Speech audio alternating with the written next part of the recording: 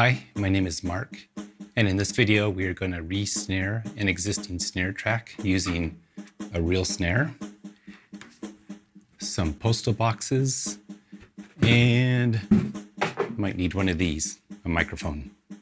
All right, let's get started. So I was scrolling one day and I came across this thing on YouTube produced by reverb.com. Hey you guys, this is Jessica and Noam here for another episode of What's That Sound? Today we're looking at how to get the drum sound of one of the most famous 90s alternative rock songs ever, Black Hole Sun by Soundgarden. And just miking drums alone takes us almost all the way there, but we need a little extra push. Now the part that is not quite as classic and simple is we reamped this snare drum out through another snare drum. So what we did is we took the signal from the snare drum, we stuck a noise gate on it so that it was just the attack of the snare. It just got a little burst of attack every time. My first problem was I didn't have a snare. Luckily I have friends that do. My next problem was I didn't have a snare stand. Might have been a good idea to ask for one, but I don't think I'm going to buy one, so we're going to have to improvise. I found these jam stands. I think that'll work.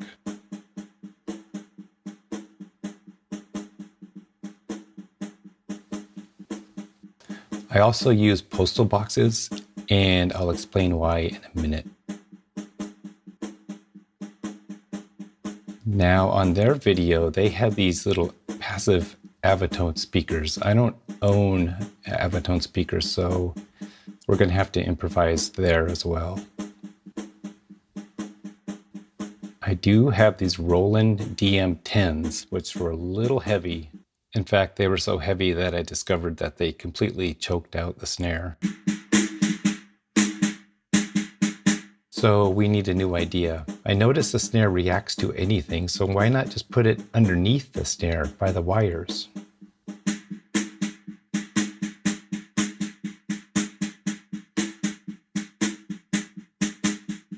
It also gives you the advantage in that you can mic it however you want. In this case, we stuck a 414, and we stuck it about 3 feet, 4 feet above the snare drum. I didn't have that exact microphone, but I do have an AKG C4014 XLS. Personally, I don't think it matters what kind of mic you use since we're really just trying to capture the reverb anyhow. So we stuck this through a compressor and compressed it pretty heavily so that it brought all of the decay out. We blended it in with the other snare and added some mid-range to it, and it helped just add length to the snare drum in a way that the original snare drum was not quite doing for us. So this is kind of like putting triggers on your snare drum, right? It's a similar concept in that you get a ton of control where you can kind of do whatever you want to this extra sound that's reinforcing the snare. However, it's not a sample. It's a live snare. It's happening in real time. It's not fake. It's really happening.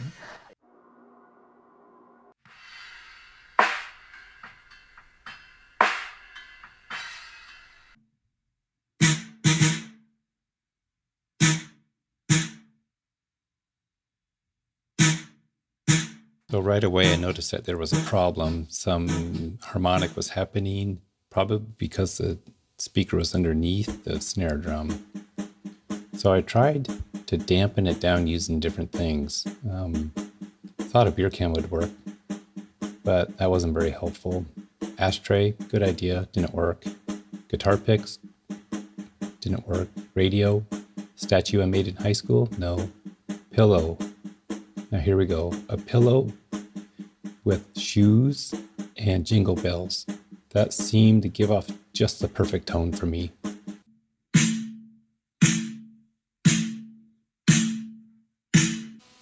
Okay, as a quick recap here, I used these jam stands. I added these postal boxes to steady the speaker on later. I have this AKG C414 XLS, but any condenser mic will do. I found that the sweet spot was about 4 feet above the snare. I have a Neve 1073 preamp, but any preamp will do, I'm sure. I have the Apollo X8 for in and out. I had just happened to have this cable, this 1/4 inch to RCA. I used output 7 on the Apollo. Plugged it in the speaker, placed the speaker on top of the postal boxes, and then some padding, and now of course the snare.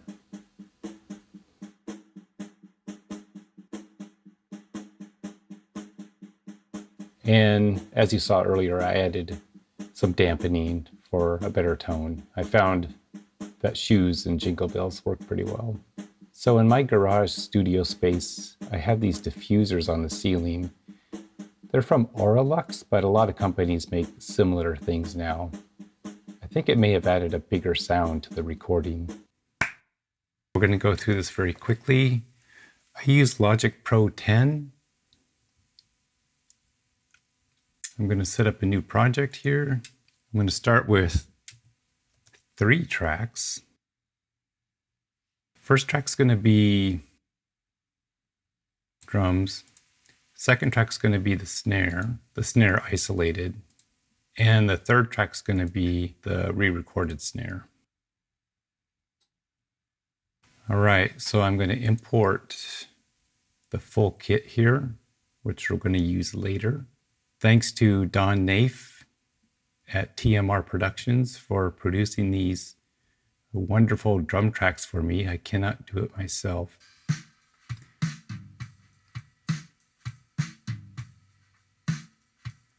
Okay, we have our full drum track. And now we're adding just the snare on its own.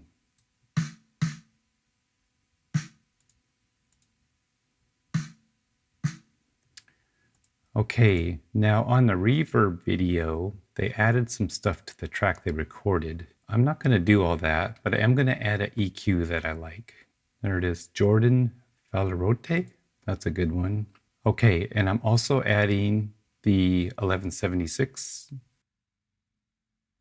So I'm going to add a lot of attack to the snare drum. And release, I don't think it really matters, but I'm going to just slow it down. Okay, on my setup, I have the output track as line 7. That's going to go to the speaker. And the input, I just have it set up as 8@1 on my system. Your results may vary. Okay, now we're going to do this.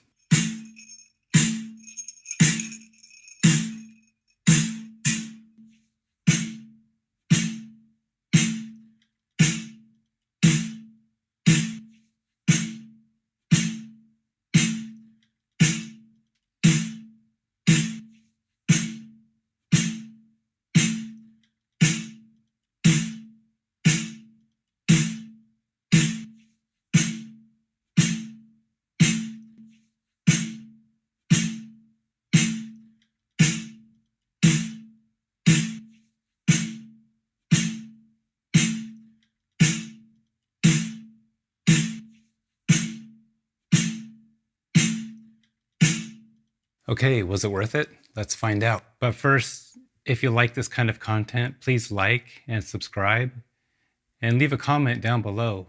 I love DIY recordings that don't require a lot of specialized equipment or analog gear. You know, different ways to make your recording special to you. As a bonus, I decided to show the effect of different polar patterns on the Re-Snare tracks.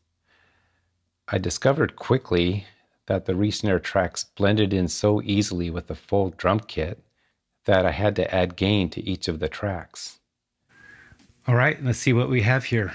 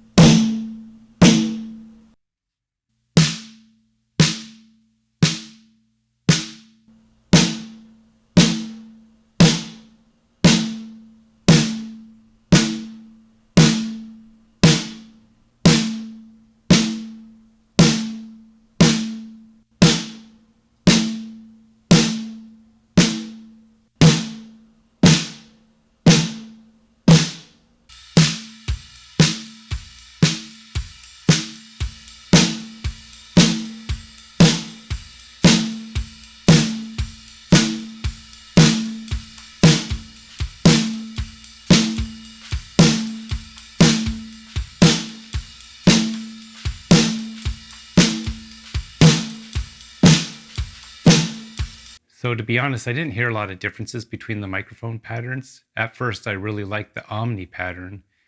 And later on, I really liked the figure of 8 pattern because it just had a lot of chunk to it. But I think for my purposes, and maybe yours too, I've kind of felt like this supercardioid was the way to go. So I'm gonna stick with supercardioid. That's what I picked. Hooray. So I'm gonna walk through a little bit on how I made the signal even better using effect compressor and some reverb. Okay, back in Logic Pro here, I brought in the full drum track, the snare only, and this is the re-recorded snare down here in the pink. Okay, full drum kit with snare, and now full drum kit with snare plus the re-snare. Okay, well, I couldn't leave well enough alone. I have a lot of fun tools here, so I might as well use them. First thing I did on the re-snare track, I added an EQ. This is an EQ I made a while ago, and it's based on Jordan Valaroti's and his settings that he likes to use, and I've tweaked them a little bit, but these are snare settings that work good for the snare recordings I have. And I also added the 1176. These are pretty normal 1176 settings. I'm keeping the attack around 3, which for an 1176 is still super fast, and release around 6. And it seems to work good for this recording. And I have about 5 decibels of compression happening. Okay, I'm pretty happy with that. Now I'm going to add my reverb using Vahalla Reverb. Okay, I'll probably speed through this.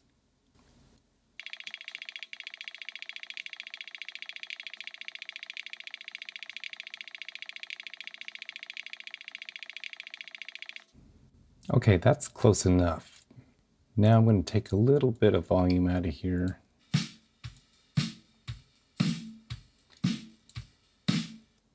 Okay, that's too much volume. You can really hear that harmonic that I don't like in there, so I'm going to peel out some of the volume. To me, that sounds the most natural. Okay, so that's what I did with the re-snare track. I added a little bit of 1176 compressor and some room reverb, and I just used Logic's EQ with a custom setting that I made up earlier. That sounds pretty good to me. I'm going to bounce this so you have a sound example now.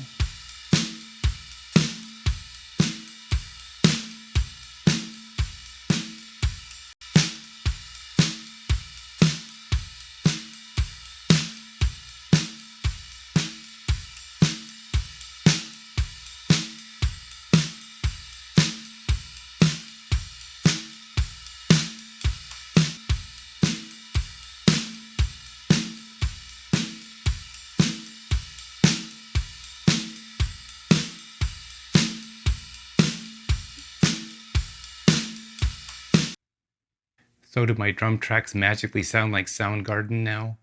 Well, that's a bit of a stretch, but I feel like this project was certainly worthwhile and a lot of fun. If you have a chance and the equipment, try it out.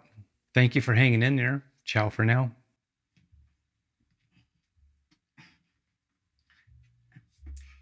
If you made it this far, congratulations. I'm gonna do something I wish other YouTuber or content makers would do. I'm gonna talk a little bit about the gear I used to make this video.